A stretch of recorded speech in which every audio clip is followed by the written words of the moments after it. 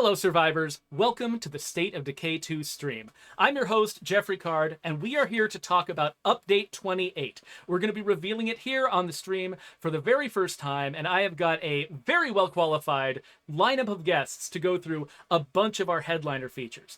Let's start with Andrew Lund III. He's from Valkyrie Entertainment, which means actually I probably should have put a different logo on your name tag. How you doing, Andrew? It's all good. I'm great. How are you doing, Geoffrey? I'm awesome. I'm really excited to show the work that you've been doing. We're not going to tell people what it is just yet, but to give them a little bit of your pedigree, you were one of the artists who was essential to us, completing Trumbull Valley, and a lot of the art that they saw and loved in Trumbull Valley came from you and your team. And so, I'm pretty excited to see what else you guys have in store for us. Yes, it's exciting. I should also introduce your colleague, Brian Rouleau, who is a technical designer over at Valkyrie, and he also was instrumental in making a lot of these things happen. Oh, there you go. There's the Valkyrie logo. So Brian, of course, was the one who made it so that your headlights all stay on. He smoothed out the way that finishers work, did a lot of other stuff in the combat of the game. And so now he's here to talk about something else. Happy to have you here, Brian. Happy to be here. It's an exciting thing that we've got to show today. Yeah, I'm pretty stoked. We've also got Zoe McClatchy here. Hello, Zoe.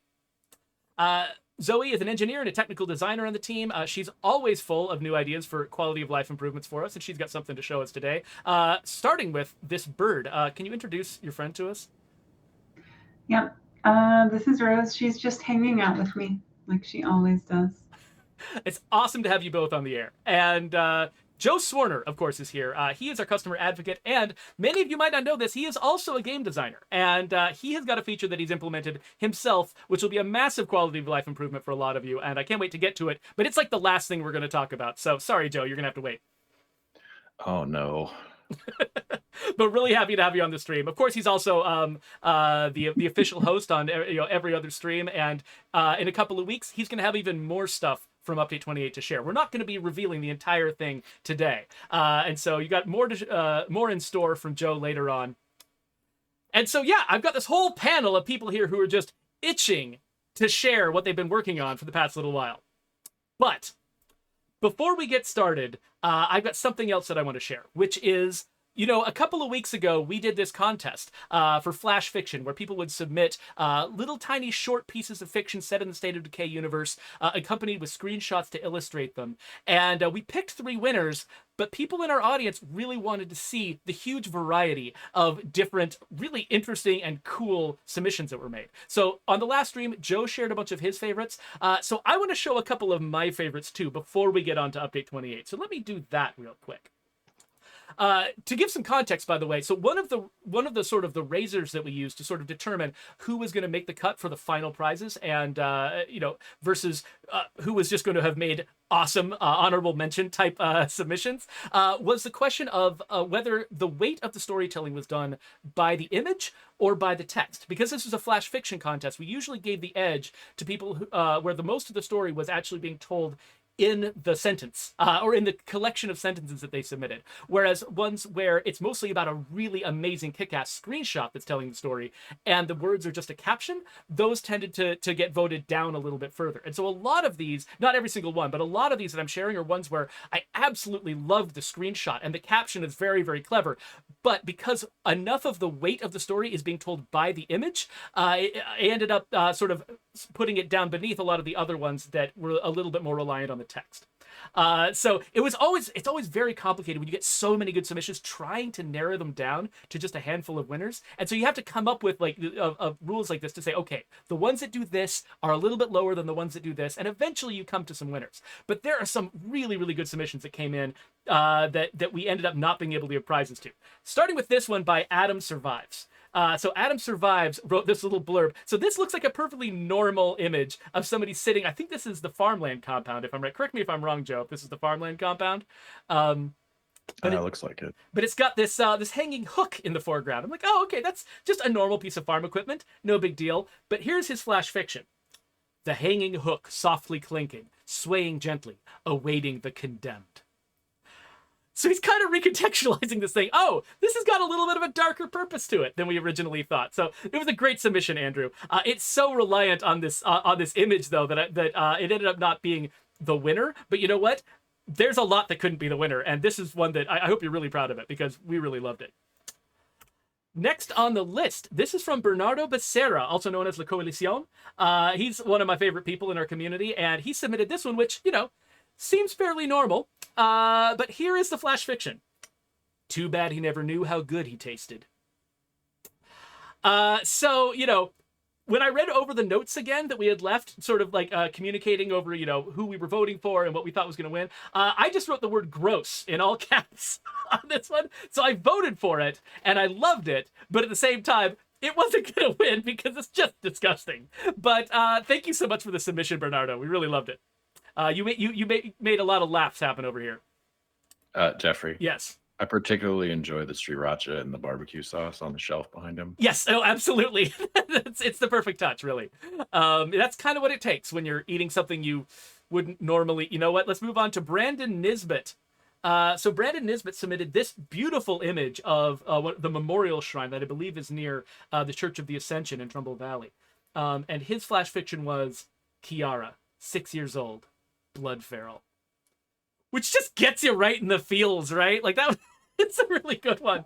And so, yeah, so it didn't quite make the cut, but we really loved it. And we went back and forth about it. And this was always one of the ones that was like on our very short list. So well done, Brandon Nisbet. I hope that you're proud, because this is a really good submission.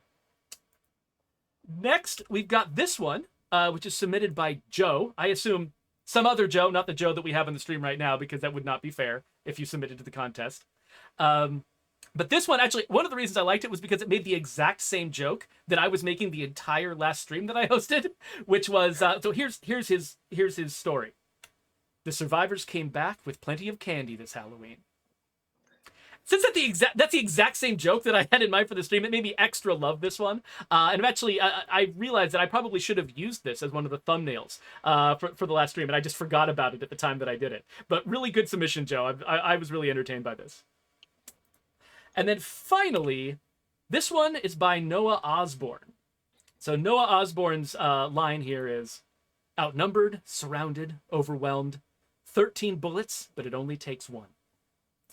And I just thought that was a really great turn of phrase. I really loved that one. And, it's like we eventually had to have other ones, rise to the top. But that one really sort of stuck with me. I really enjoyed it. So thank you so much for that submission, Noah. It was really good. And I feel bad for this character who's just looking around, counting zombies, counting bullets, and saying, well, this isn't happening. And trying to figure out what they're going to do instead. There's definitely people in our community who could get out of this situation without using any bullets. But not everyone is up to that level of skill. And so, you gotta take what you can get. Whew. All right, well, that's it there. So, thank you again for everybody who submitted things to this contest. We really appreciate it. We can't wait until the next one we do, and we can see even more of what you folks have to offer us. All right. Some dark stuff. Yeah, that's true. Well, I've got my esteemed guests from Valkyrie Entertainment here who have been helping us out in really trying to make the most that we can out of our maps. So up at the top there, we've got Andrew Lund, Brian Rouleau down below him. They're an artist and a technical designer. And I'm sitting here in Providence Ridge, and it's looking a little different to me. This is about 6 a.m, and is there just something about this world that just feels a little bit new? What have you guys done here? Yeah, so this was our wonderful senior environment artist, Matt Tenari, worked on the sky throughout the entire day-night cycle. And in this morning scene here, things are just really socked in with fog, but you're still getting this kind of like glowy sunrise coming through. It makes the map feel, it makes the morning feel distinct from other times of day, and also distinct from any other map in the game. So you all have actually done pretty much a full overhaul of the graphical presentation of Providence Ridge. And so this is just the first impression that I get walking out of my base, but you guys have done a lot more than, I mean, you've messed with, you've altered the way that the sky works, the way that the lighting works throughout the day. And I'm hoping that, over the course of this segment, we're going to be able to see different times of day and see how the lighting in the sky changes. But what else did you all do? Like what overall, as I'm driving around in this map, what should I be looking at to see sort of the advancement that you guys have made to the way this map looks? Yeah, so it's a lot of it's due. It's just with the environment, the natural environment. So you're looking at terrain materials and textures. There's got an overhaul. You got a little bit of custom alphas and blending going on there. That was just very specifically put together to make the ground feel a little bit more alive. That was another one done by Matt over here at Valkyrie. And then the foliage is all been pretty much replaced with new foliage. So you can see we've got that sub-scattering going on with the leaves, just like we did in Trumbull Valley. So maybe once I get to a slightly brighter time of day, Yeah, we'll be you'll able to see that a little bit a little better. bit more. Definitely. But you can and definitely you've see some of got that, like some of new these stuff leaves going right on here. with the rocks. Oh yeah, I was just saying, like, Yeah, you like can some of see a these little leaves bit are of it. definitely like lighter than others, depending on how much light is able to pass through them. That's a really cool look. And you were also mentioning something yeah. about the rocks. And then when the sun. Oh yeah. Oh yeah, sorry. I'm all over I'll the talk place. about whatever you want to talk yeah, about. so I think there's a little bit of communication lag here, so sorry about that. Yeah, no worries. That's streaming. Yeah, so the rocks have a new shader put on them. They're using triplanar mapping now, which spreads sort of cracks and a little bit of just detail stuff across different assets. So before, where they were like maybe singular rocks placed next to each other, and you could sort of really tell the distinction between them. Now you've got this texture that's going across multiple rocks that make them feel like they are one unit, sort of one cliff face or one boulder, when they're actually separate assets that were placed by the artist. And that's something that a lot of players might not realize, is that when you see a pile of rocks in a level like this, usually what you're seeing is like the same handful of rock assets that have been rotated and moved around and and arranged in different ways. So you don't actually have to have that many different rocks in a map to have a lot of very different rock formations across a map. And so you're saying that like you're able to make these formations even more unique by basically putting something over top of them, even after the environment artist has arranged them in all kinds of different ways across the map. Yeah.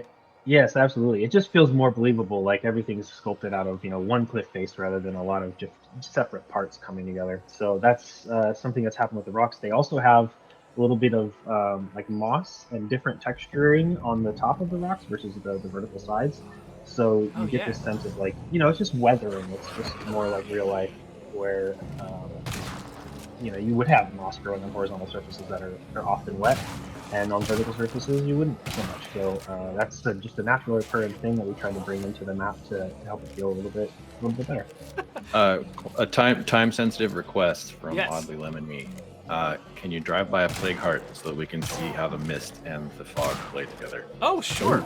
There's plenty. This is a nightmare map, as you can tell from me being attacked like this. And so yeah, there should be plenty of plague hearts lying around.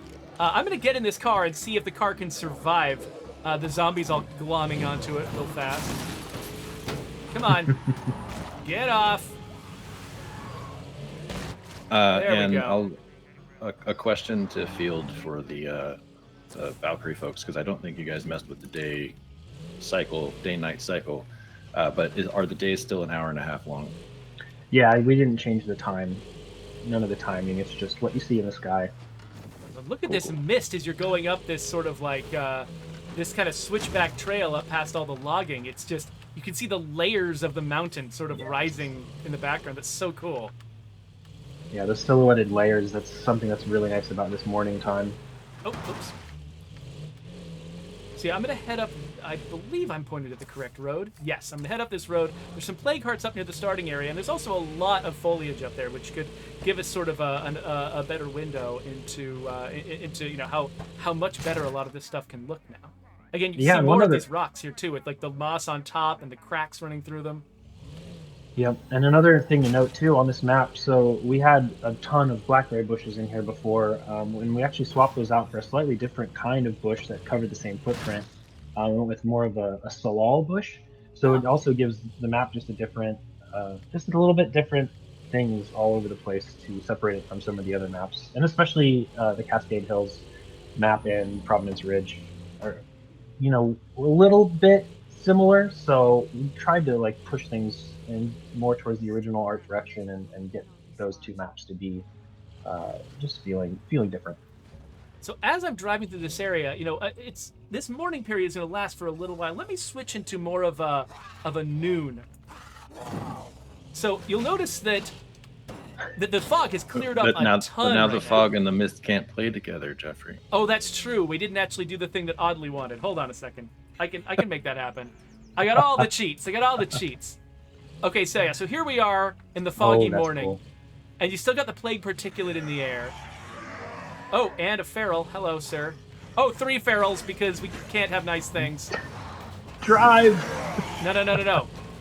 We're gonna deal with this the way we were meant to. That's amazing.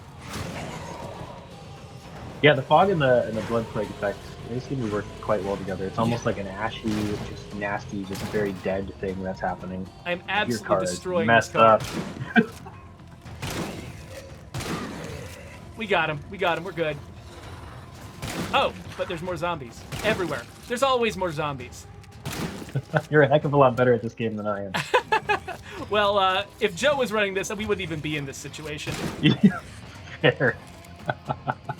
But we're actually going to have something to say at some point about fighting zombies and the effects of doing so. But okay, yeah. So now that we've seen what it looks like in the morning, let's. And I'm glad I've got I queued up a bunch of echo weapons, by the way, which is really helpful for not attracting a million other zombies. So this is more of a noontime. Yeah, so you have the fog burning off from the morning into the noontime, and you can see up in the distance, we've also added some new vista elements. You've got more of like some snow-capped mountains just a little bit away, so we're kind of wanting the map to feel like it's a little bit higher in elevation. You're not completely in the mountains, but you're not too far away from them either. So when you're down in the lowlands, you can see that quite a bit more. Yeah, we'll have to look up at that again in just a bit. Yeah, let me drive around into like the really forested areas over here. We can, we're seeing a lot more of these rocks, which, oddly lemony. I'm really looking forward to seeing your screenshots of people sitting on these new rocks.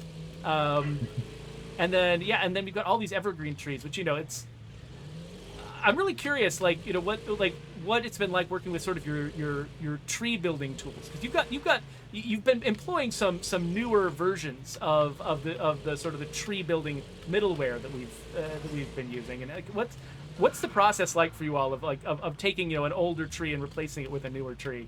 Yeah, so we take the older tree and we export it out. We're using SpeedTree. Some of the older trees were made in SpeedTree as well for the most part, but we're using a newer version. So we bring that in as a reference so we can match sort of the footprint and the silhouette of the older tree. And we work it through in SpeedTree until we got something that we're happy. And then we have to do some fun things to get it back into this version of Unreal, because I don't know if you guys know this, but this game's been out for a little while. So we have to do some tricks to get our assets back into the game. But that once we figured that out, everything went fairly smoothly. So it's a pretty good little system. You just kind of work through it one by one until you got something going on. Yeah, so that probably was an extra challenge, because all of these trees, you swap out one tree and it's going to get swapped out for that version of the tree everywhere in the map. Am I right about that? So it's like you got to deal with the fact that whatever tree footprint you have, if you put in the wrong tree or too different of a tree, you could make an area impassable that used to be passable, that kind of thing. So I imagine you have to be really cautious. We did, and especially with the bushes, sometimes you have bushes that are up next to houses as, sort of decoration or whatever, landscaping type stuff. And so if you make your bush a little bit too big in one way or another, you could be poking through a house all of a sudden. So really, really needed to stay tight to the footprints that already existed, and just kind of up the resolution on the textures and the way that things folded and bent, and just try to make it feel a little bit more natural and more real.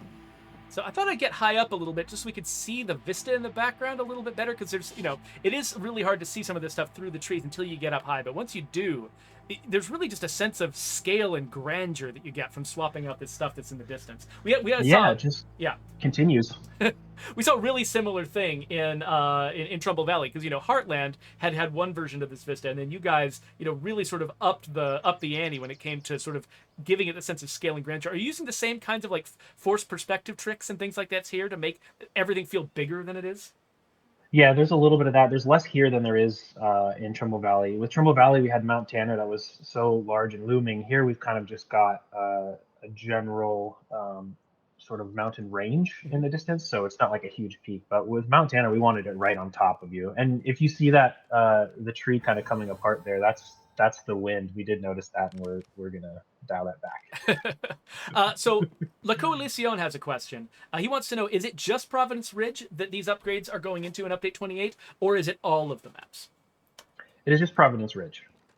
Yes, each of the maps, I imagine, they've got a slightly different palette, and so like each one of them sort of deserves its own focus as we're trying to make these kinds of improvements, I'd imagine. So that doesn't mean that we're not going to be doing any work in the other maps ever in the future, but for right now, Providence Ridge is where this is going in.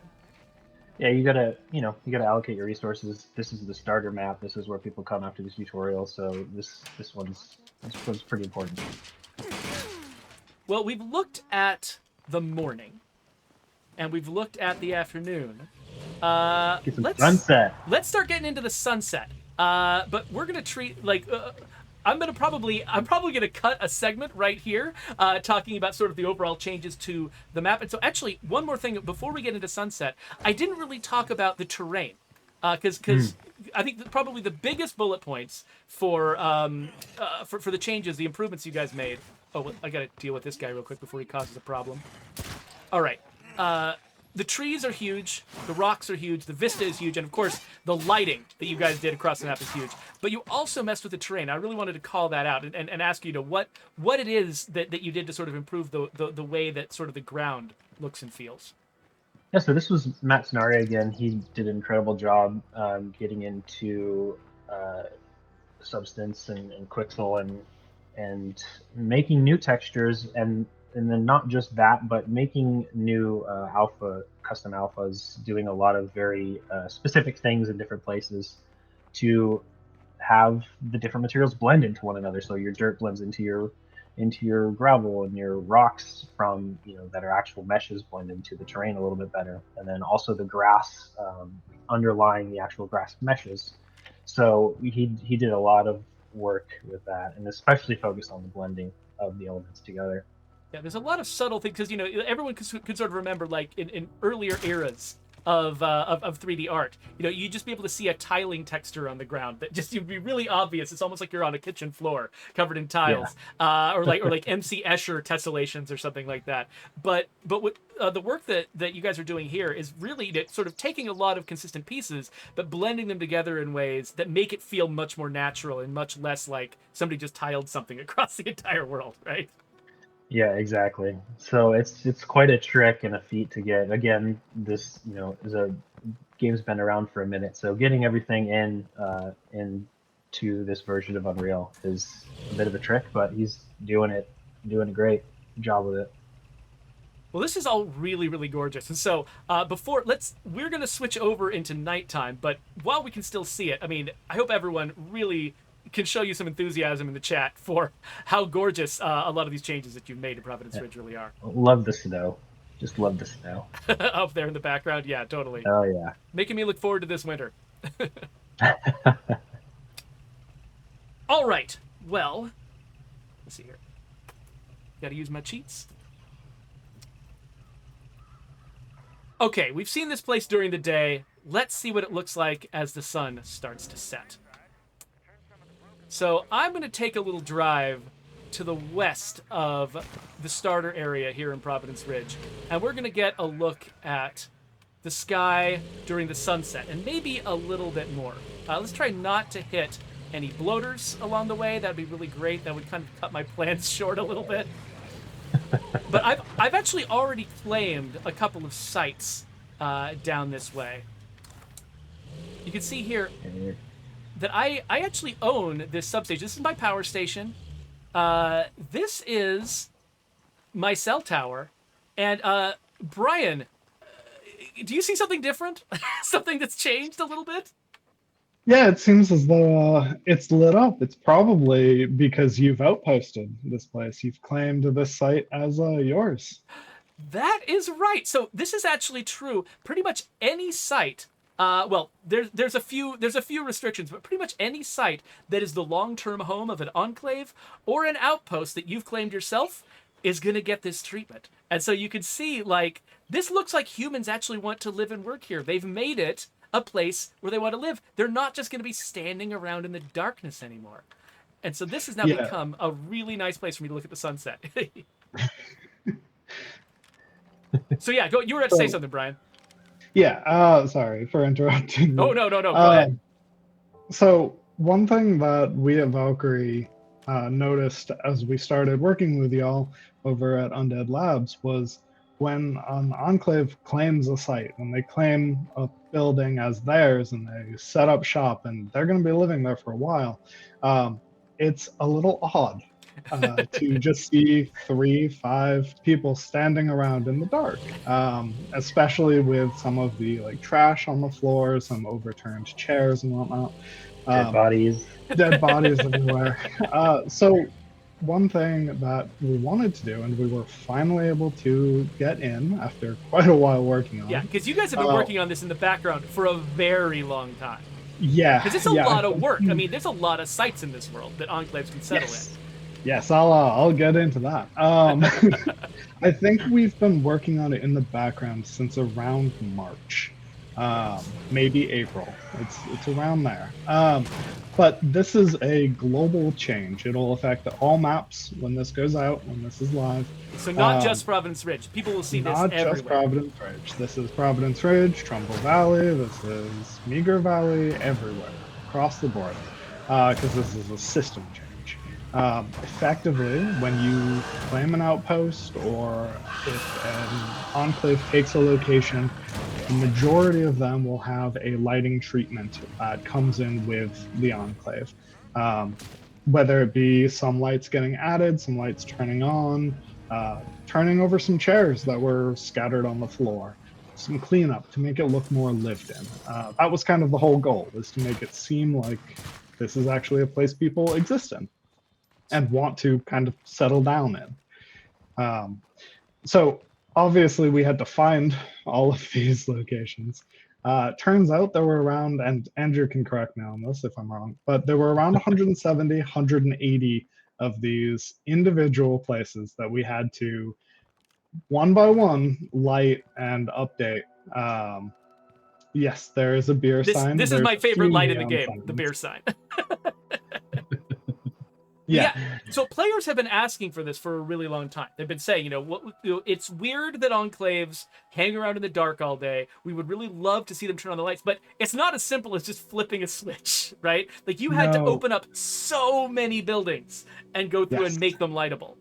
Yeah, well, yeah, there was that. Simply adding in the lights and effectively making two versions of a building. The building contains both versions, but it's like there is an unlit state and a lit state. So there was that, which Andrew and Matt went through and handled all of the art side of it. And then I went through in the meantime and built the logic, the underlying code to actually swap between the two and check certain states, handle multiplayer, make sure that all the lights and whatnot were showing up the same for both hosts and clients. And of course, I mean, to begin with, we had to find everything. And then once we found everything, we were able to get everything populated. And then it was just a lot of testing, making sure that everything worked as expected. We're very happy with how it came out at this point. Oh yeah, same here. I mean, even if all you'd done is add that beer sign, I would have been happy. And then you did so much more. There are a few neon signs that I think players are going to be excited to encounter. Yeah, and we're not gonna like turn on the cheat that turns on all of the lighting on all of the buildings across the map, because we want players to discover this. We want them to see some of the surprising choices you all made, redecorating a lot of these sites. And we should emphasize, by the way, that you made this change, and like you said, 170, 180 buildings, but still not every building in the game was on that list. There's a fair number of them that are like either like small sheds and things like that where it didn't seem appropriate, and so players are going to run into missions here and there where, like, say an enclave is in a building that isn't lit, but most of those are going to be missions where we're depicting an enclave that's not in the best state right now. They're not living in a proper home. They're just hanging out somewhere. They're passing through. And, that was one thing we decided early on, to make it specifically outposts, places that you could take over. And anywhere where an enclave was going to be like permanent, relatively speaking. Obviously, you can go and make them hostile or whatnot. You could anyway. Effectively, if they move in and they show up on the map as a permanent enclave, at that point, it'll light up the building for the most part. There are, like you said, some instances like small sheds and other places where it just didn't feel right to light it. And of course, every building, since we went through them all individually, they're all slightly different. There are some places that are better lit, some places that are worse lit. There are some places with some interesting lighting if you can find them. I, for one, love the post office personally, but I'm sure Andrew has some favorites as well. Yeah, are there any that you want to call out, Andrew, that players who are experimenting with this in their own game are going to want to have a look at? Oh, oh man, I love the cell tower, which you kind of hit one of those already. Yeah, I love that guy. Some of the barns are super interesting inside. I think just the way that they have the slats where you have the light and the dark kind of coming through, and the warmth of the wood and the lights, and I don't know, those are kind of fun. It's some of the outposts are really nice too. You guys just need to discover them and find your favorite. It's definitely encourage people to take more outposts and explore a little bit to see all of what we did, because we spent, I think, Matt and I, two artists, over 170 of these things. I think it was something like 3 months worth of work. So we were in there for a long time, and just coming up with new ideas for what to do in places was a treat. You guys get to find it all. This is from Barely Official. As we've had this problem, or not necessarily a problem, but a little bit of a hurdle for players. Are they going to have to change maps for these changes to take place, or will they happen on their current communities? That's a great question. You should not have to change maps at all. It should just be once the update goes live. There we go. And you load into your game. At that point, any enclaves that are already out there, any outposts you already own, they should just be ready to go. They should be lit up. So you shouldn't have to worry about making a new community, joining a new map, etc. Should all be good. Well, Andrew, the random number generator, I think, might have just given you a post office. Was it Andrew that said that the post office was a favorite? No, it's one of my favorites. I especially like, I believe, I could be thinking of the wrong place, but if you climb up the ladder on the back, I like the work that's been done up top.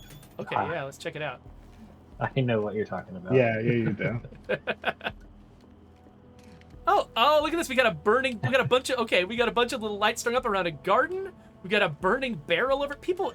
This really feels lived in. Oh man. Oh, nice grouping. Nice. This might be one of the furthest on the roofs taken that we took. So this is the most built in here. So if this enclave had not moved in here, this roof would look very different. It's not just lights that you turned on. Like, you actually redecorated a lot of these places. In some instances, yeah. It's a varying sort of a potpourri of approaches depending on the building and what kind of inspiration we had in the moment and what thoughts came to mind and what we wanted to do there. We're just still trying to tell stories in everything that we do. So if there's a story that comes to you, you go ahead and tell it. And if there's not, then maybe you don't. So in that case, that roof, I don't know, needed a garden and some more stuff for me. So I put that stuff in, but I will say that did not happen on every roof. But there's a lot of stuff for players to discover out there. And so, yes, we definitely would encourage players, once they get this, in the public test realm, or if you get it once it goes live in the game, go around and explore. We would love to see the player-created videos, like showing what the best enclave sites are, the best outpost art. We'd love to see what your opinions are on this stuff. And one last thing before we move on to the next feature. It's nighttime now. And there is a whole different vibe at night than there used to be. Like, you can see, like, if I'm looking in the direction of the plague hearts, I can see that it's like, or just in this direction where there's a lot of plague fog, there's this reddish feel, but in the directions where there's less plague fog, there's this greenish tint, and almost makes it look like I'm in like a Swamp Thing movie. It's really, really like thick and atmospheric, and I don't know. I haven't played our game in a place like this before. So that's another Matt Tenari change. He really wanted to make the night a little bit unique, especially from the other maps. But also, you'll notice near your character that it's actually a little bit brighter. So you have a sense of being able to see a little bit better than previously, and play within where you are a little bit better. But then have this really nice, creepy backdrop with the fog again, layering things off as it fades in and out. It's really nice. Yeah, it's like, because we've always had this this sort of back and forth feeling of like, we want to make the night feel really, really dark, but we don't want it to be frustrating, make players feel like they can't see. And it looks like you're striking this really nice balance here, where this map, the atmosphere, like especially at night, feels oppressive. It feels like it's dark and scary here, but I can still see where the obstacles are around me. Like the ground, it's lit. I can tell where it is. I can tell where the obstacles are. I can see, but it still feels dark. And I don't know exactly how to explain what's going on, but that's why there's artists who are good at this, who know what they're doing. That's a tightrope balance right there for sure. We got quick fire questions coming at you. Ready? Okay, yeah. Does the new lighting only show up in your outpost if your community has access to power? No, I think that's No. Brian. You can. Yeah, so no, that was one thing that we kind of waffled on right at the start, was whether every place should have generators, whether we should base it off base power, and we just decided, you know what, everyone just gets lights. Yeah, it's fun. And a lot of the types of lights we're choosing too, were things like fire and candles. Like there's a lot of stuff that would work either way, and so splitting those hairs just felt like it wasn't really worthwhile compared to. Yeah, I mean, even like the string lights. Yeah, even the string lights you can pick up at a hardware store that are battery operated. Like all of these things, you could make the argument that you don't need power to light any of these things, but that wasn't really something that we were all that focused on when we were making them. All right. Does the level of the outpost affect how it looks? Like, if it's a level 1 versus a level 3, will the lighting change? No, it's a on or off state. Okay. Yep. Cool. Because times the work. We would have had to multiply that number of outposts by 3, which would have been ridiculous. Right. Are the insides of the outposts and enclave buildings cleaned up? I think you guys have kind of covered this, but maybe you could clarify just to make sure that we get that answered. So, like the ones that are really cluttered and stuff, like, do they look a little bit more livable?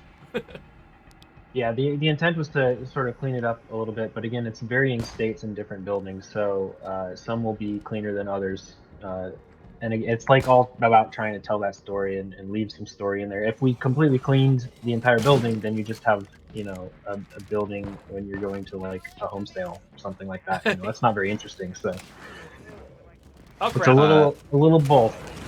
And then the Ricky Adams on YouTube asks, do the lights attract zombies so you can farm them faster? No. My guess is the answer is no, because outposts create safe zones where zombies try to stay away from anyway, based on our AI. But anyway, I'll let you guys answer it your way. Yeah, I mean, you answered the question. No, they do not attract zombies. It's a cool idea, but no, they don't. All right. Cool. Well, hey, thank you both for walking us through these immense changes that you've made to our world. And I can't wait for the audience to get the chance to get their hands on this so they can explore all of the details that we were not able to show on this show today. So, let's actually switch my view over a little bit, because we've got some more stuff to talk about. Well, okay. Let me deal with this zombie first, and then we'll get started with the next topic. Really quick, Brian and Andrew, maybe you can. Do we have any idea how much of a impact this has on perf, especially for like original Xbox Ones and maybe low-end PCs? That's a good question. I don't know about you, Brian. I don't believe we have solid numbers on it, but we do test on the lowest sort of common denominator Xbox, and it works just fine. So for us, yeah, I believe. We were getting perf reports throughout the entire time that we were working on it, and it didn't seem to impact perf much at all. Hopefully, like Andrew said, we tested on the lower end and it seemed fine. Hopefully this shouldn't impact anyone. Yeah, and we should also really quick answer Bokavarv's question, which is, will the lighting changes affect Zedi, which is sort of the night vision consumable that we have. I believe that's just a lighting filter that's put over whatever is going on the level, so I'm imagining that wouldn't change too much. Do you know are there more details to know about that, Brian, that you're aware of? Not that I'm aware of. Yeah, I think that, at least in regards to enclave lighting, it shouldn't change anything. But in regards to atmospheric lighting and whatnot, that would probably be a better question for Matt. Too bad he's not here. Yeah. Okay, cool. But we do need to move on to our next topic. So we'll do that. Thank you again, Valkyrie guys, for being here, and we'll definitely check in with you at the very end of this. So, but for right now, we're going to move over here to Zoe and Joe being on front and center. We got a lot of music going on in the background. It's making me like the game thinks I'm in a lot of danger right now, and I'm not sure why. But okay. Well, here we go. First off, it just knows you, Geoffrey. It just knows you're in a lot of danger. So Update 28 is going to have a fair number of feature improvements on top of all of these art improvements that are going in. And actually, the first one I want to bring up is not Zoe's feature. It's a little feature that Matea's been working on. You see this little green circle around my car? It makes it look like it's a little bit of an outpost, but what that actually means is that is the last vehicle that I used. So if you park in a place that's got a lot of dilapidated vehicles, sometimes it can be difficult to use the minimap to find the vehicle that you actually brought. And so now we've got that vehicle showing up with a little extra treatment on the icon, so it's easier to find. So that's something I wanted to highlight, but we're actually here to talk to Zoe about a slightly larger change. Hey there, Zoe. Oh, wait, there's a zombie trying to attack me. Hold on. Go away, zombie. You know, actually what I should do is, while we're talking about this, I should go hang out with this enclave so that we can look at the map, and if I get in trouble with zombies, they can do the fighting for me. They're not in there. Where are they? They're over here in the post office. I can tell because it's lit up. That's how I can tell. Okay, I'm in here. Let's have a look at the map. So players of this game will remember that usually our map is this sort of neutral pinkish grayish color that sort of indicates that this is an area that's controlled by zombies. And the safe zones we sort of switch into this like lighter gray area, indicating there's not as many zombies here. We don't let them spawn close to your outposts. But now that you look at the map here, there's a little bit more variance in the color. We've got these darker pink areas over here in this area that's pretty infested by zombies. Zoe, do you want to explain what the difference is here? What's going on in these darker pink areas? Did you spill a drink on the map? Spilled some code on the map. So we've always had mechanically behind the scenes areas where there were extra zombies, kind of larger populations or more dangerous, or sometimes it'll spawn extra freaks or ferals around you, that sort of thing. But we never really exposed them to you to look at and be able to tell this area is dangerous. You were kind of always just forced to assume that because this place has buildings, it's probably a little bit unsafe.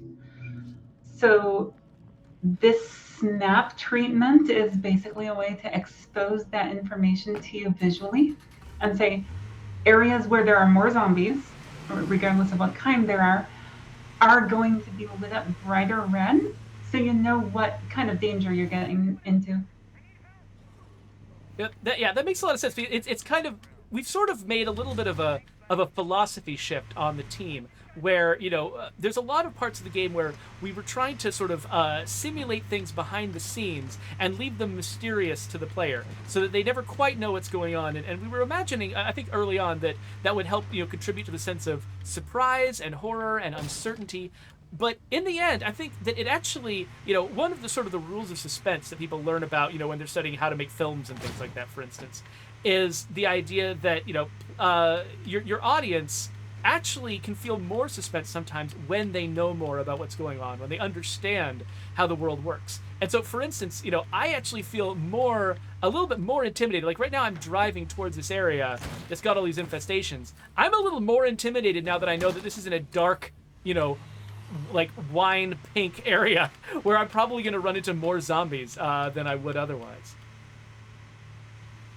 And that's not quite the only aspect of this change, which I'm not sure if you want to do things to point this out, or...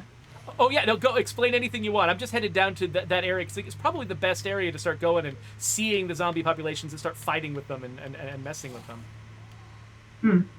So the other half of this is that we've always had some mechanics to adjust the number of zombies that will be in an area once you've done a little bit of zombie killing there, but we've never codified them and we've never shown them off to the player. But now we do. I've made some adjustments to balance and allowed you as a player to be able to clear out temporarily, but for a while, an area that was perhaps previously full of zombies and make it a little bit more safe, almost like a safe zone that you worked to create. So I'm in here looking for the screamers. I'm hoping that I can clear out a few zombies from this area. There we are. You may need to clear out a bunch of zombies. Yeah, so it's still no cakewalk. Yeah, so players should definitely, not expect that, I'm going to be able just to kill a few zombies here and see a dramatic effect. But, there are players who get into very, very big fights sometimes. And once you've actually killed tons and tons of zombies in an area, you should actually be able to see your efforts making an impact on the world around you. So we're going to kill a bunch of zombies. We're probably, like I said, it's probably going to be a subtle effect. We shouldn't expect it to be a ton. But once I've actually killed these zombies and put an end to this infestation, which, I don't know, is it ever going to happen? Unfortunately, because I decided to use explosives in the nightmare zone, because I'm an idiot, I'm just attracting more and more zombies. But maybe that'll help, because having more zombies to kill would mean, oh no, I didn't bring any heals. I'm going to be in trouble, actually. This is a very bad plan. This might be one of those sessions where you all get to see me die. Those are all the best sessions, Geoffrey. Yeah, probably is. Okay. That's what you're talking about. So the closer you get to it, the more we want it. Yeah. Oh, my character's so tired right now. Okay, so I've killed a bunch of just zombies a double. here. Yeah, go Just ahead. to double check, Zoe. This will also be active on current communities, right? People won't have to change the map in order to see this. No, you big dumb jerk. Okay, so I've killed a fair number of zombies around here. We can't quite see a huge impact. I think it does look a little bit lighter here, but it's really subtle, especially because we're sitting here in the nightmare zone. There's a pretty high standard for how much damage I've got to do to these zombies before, it feels like spawning. The spawning of the zombies has really receded. But, and Zoe, you had mentioned that you had been sort of just surfacing systems that were already there. So is the impact is the impact of killing zombies, is that going to be permanent? How long does that take to wear off, et cetera, et cetera?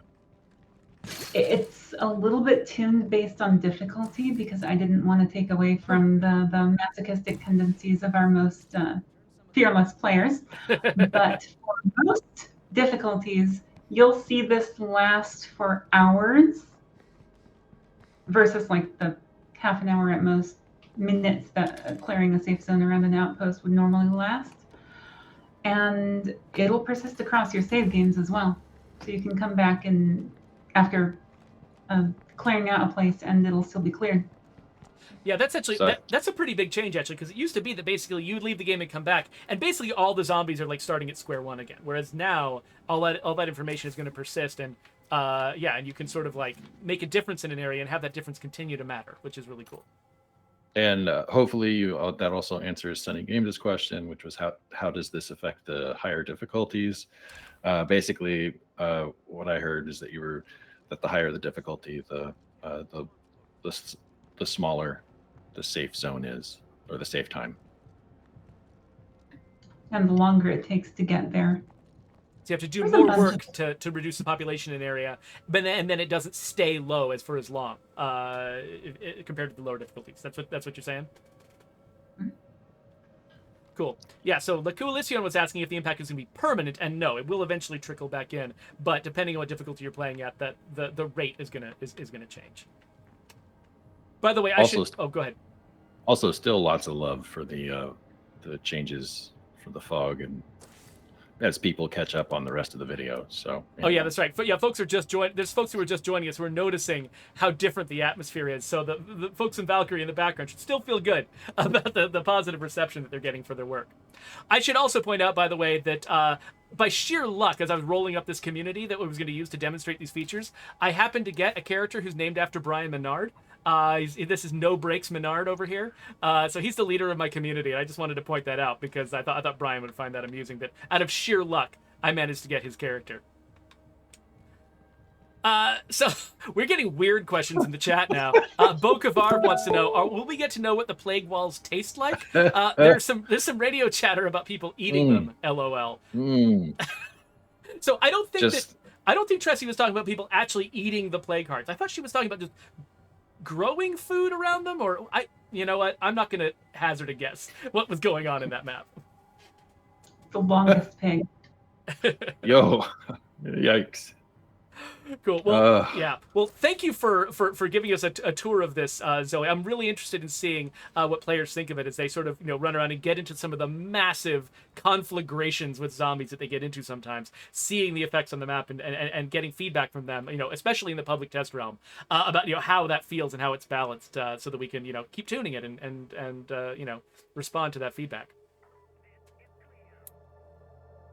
All right. Well, we've talked about a couple of the sort of the feature advancements that we're making in Update 28, and that is only scratching the surface. We've got a lot of smaller quality of life improvements that are coming in that we're not going to talk about yet. That we'll be able to sort of you'll be able to explore it if you play the game in the public test realm.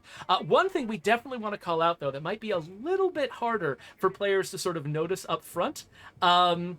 Is this problem. So this is a capture of my achievement list for State of Decay 2. And you'll notice this is the list of achievements that I have not yet gotten. Some of these are our most difficult to get achievements, some of our rarest achievements, but probably the one that takes the cake is Shots in the Dark. Shots in the Dark is our most unfair, ridiculous achievement. You'll see that only 0.31% of State of Decay 2 players have unlocked it, and that's for a reason. It's because when we set it up, the idea was that we were going to have these 6 Echo Lab weapons. They were going to be scattered around the map, and if you found them all, it would be like a scavenger hunt. If you found them all, then we'd give you an achievement for it. But when the rubber hit the road and we started actually implementing this feature, the loot system did not cooperate with us the way we wanted to, and we could not actually guarantee that all 6 weapons would spawn on a given run. In fact, most of the time, players were finding that they literally could not find all 6 weapons, which made this achievement impossible for them to get on that run. And some players took multiple runs trying to get this achievement, which is more effort than we ever intended people to have to do. So we needed a solution, and we sicked Joe Swarner on it. So Joe, do you want to tell us a little bit about what you have done to make this Heartland achievement more achievable? Yeah, so I've been here for a while, and so I have quite a bit of institutional memory, we'll call it. Not as much as others, but more than some. And so I kind of remember when Heartland was being set up, what we were trying to do. And so when Trumbull Valley, the full map was released, there was a designer, Jeff Tuffley, I think. Mm-hmm. He was either setting them up or found a way to create them. Yeah, he was building the discoveries, right? Building the discoveries that players have already seen in Trumbull Valley. And so using that technology and that system, what I did was I went into Trumbull Valley. The Heartland version of Trumbull Valley. The Heartland version of Trumbull Valley. Sorry. Trumbull Valley persistent. Nothing. I didn't say that out loud. Yeah. Anyway, so I go into the names of the maps behind the scenes. The new Trumbull Valley is called Faustite in the file system, but the original Trumbull Valley that was in Heartland is called Trumbull Valley. So it's really easy for us to think of that as being of the Trumbull Valley map, and the other map is just having another identity. So anyway, there you go. Yeah. So you went into the original Trumbull Valley map from Heartland, and now you've got discoveries, which is a technology that we did not have when we were originally building Heartland. And there were certain parts of the story that we in Heartland where even though that's sort of our story mode, there were certain parts of the story that we didn't get to pay off. And one of those was actually finding these bodies that had these weapons on them already around the map.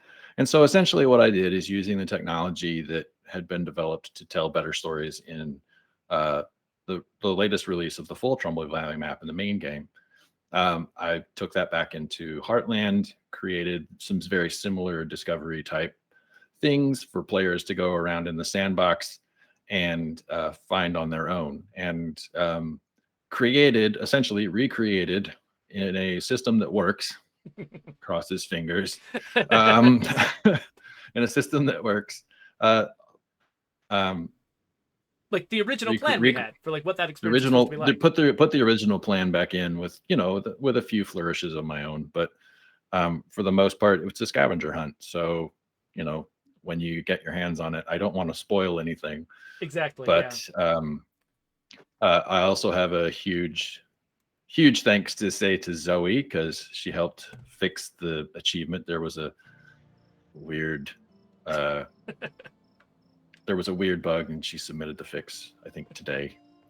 Yeah, there's nothing we do in this game that doesn't require multiple people to contribute different expertises to make it happen. And so so we decided not to try to jump into Heartland, not to try to show you what Joe made, because a big part of it, this feature is called discoveries for a reason. It's the stuff that feels best if you're discovering it organically. So if you go into Heartland and you start exploring that map, the boundaries of the map, and if you don't necessarily initially find what you're looking for, Joe also put in a mission to sort of prompt you and point you in the right direction.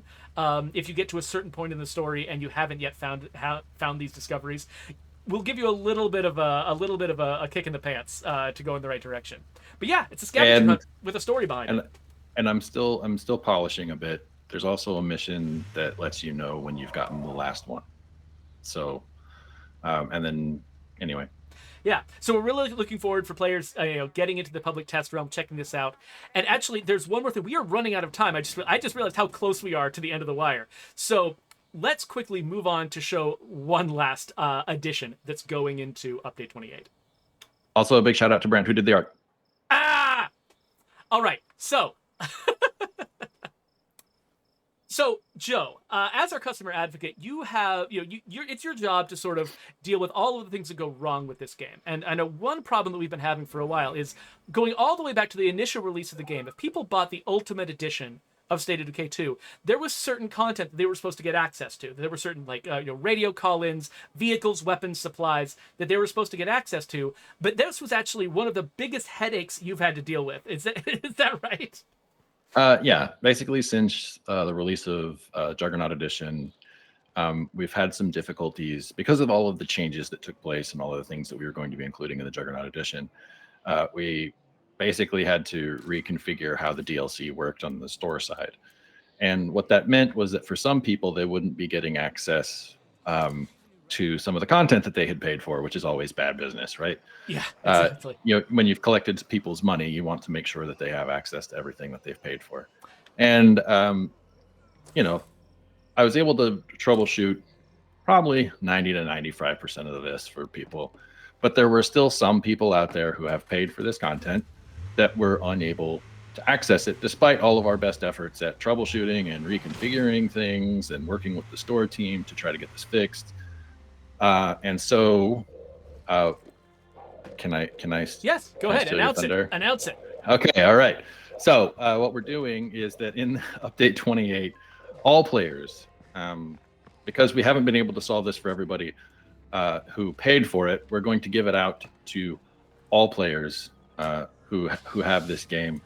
So for the players who did pay, you're still going to have your outfits, stuff that was unique to you and that kind of thing, but everybody's going to get access to the weapons so that those players who were still having problems with some of the products get a solution for So just like we did with Daybreak and the Independence Pack and these items that that were originally primarily available to people who bought the Ultimate Edition, but then became available freely to everyone. This Doomsday Pack content that was associated with the Ultimate Edition is now also going to be available to everyone. So that includes this vehicle, which a zombie is now trying to get into because it's such a nice vehicle. This zombie really wants to be a part of what's going on here. There's also a pack of there's a few supply drops that come with it. You can grab some ranged weapons. You can grab some melee weapons. And anybody who owns the game can go and pick this stuff up.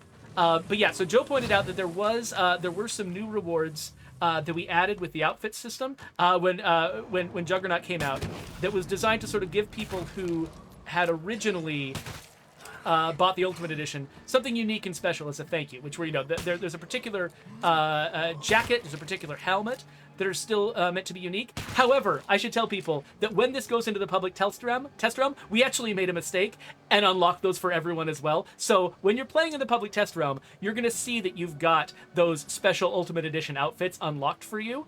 But that's actually not how it's going to be in the live game. Those outfits are actually going to be exclusive to people who bought the Ultimate Edition, and it's just this vehicle and just these weapons. This is the ranged weapon pack. It's got the Evo 3, the X36C, the AA12. These are going to be available, and also a collection of melee weapons are going to be available.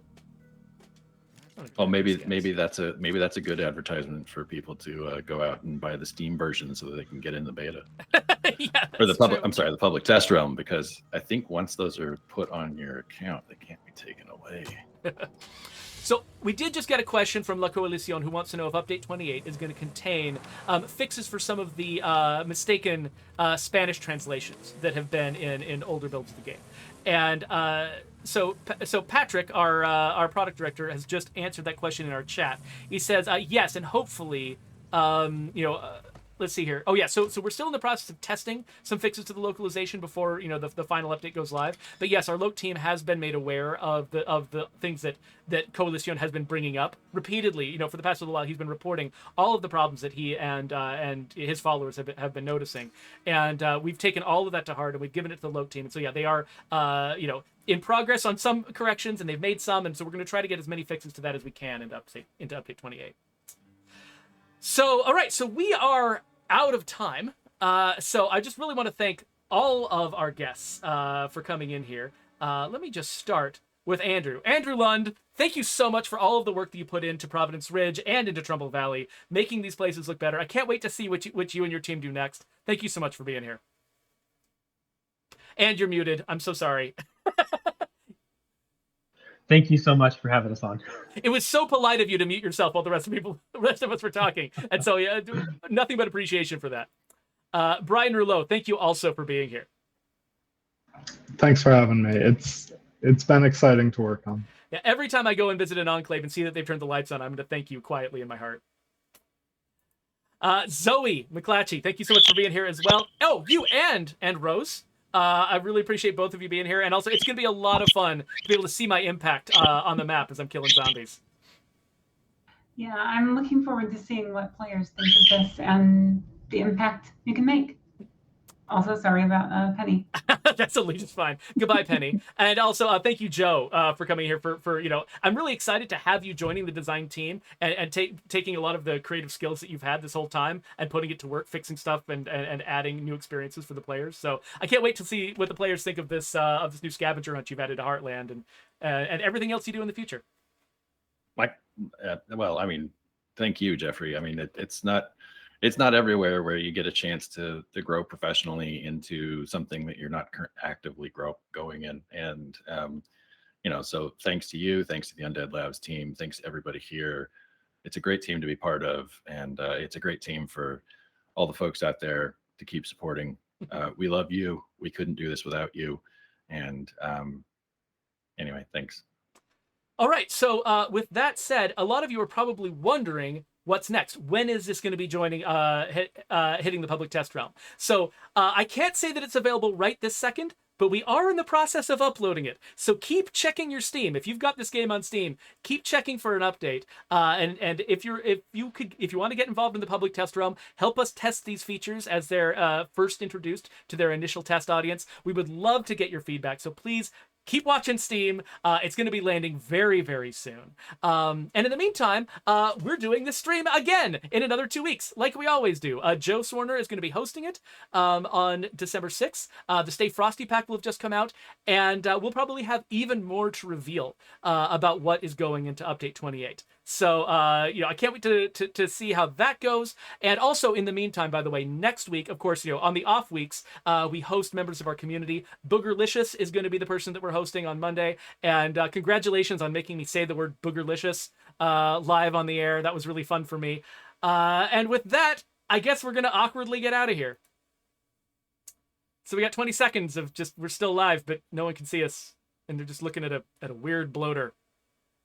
Are you sure about that? An interesting piece of apparel on his head. Why does he have a ribbon across his stomach?